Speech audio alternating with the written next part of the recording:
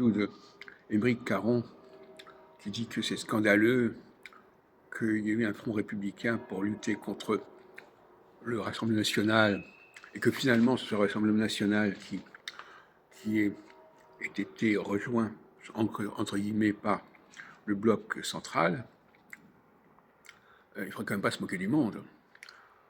Si ça a été le cas, c'est du fait du refus, l'intransigeance des socialistes, notamment, à propos de Cazeneuve, à propos de toute entente possible avec le bloc central.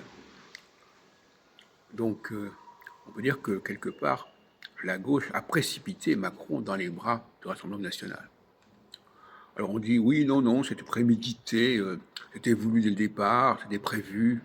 Non, c'est facile de dire ça. En réalité, c'est une façon de se déculpabiliser. En réalité, c'était pas prévu, mais ça a été la conséquence de toute une situation. Et en réalité, c'est la restitution d'un véritable rapport de force.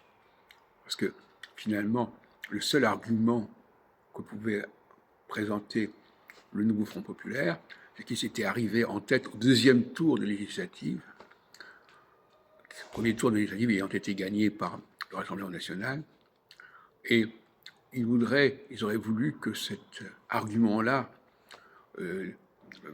soit décisif, et en fin de compte, on s'est rendu compte qu'il ne l'est pas du tout, et qu'il ne correspond à aucune réalité au niveau de l'Assemblée nationale.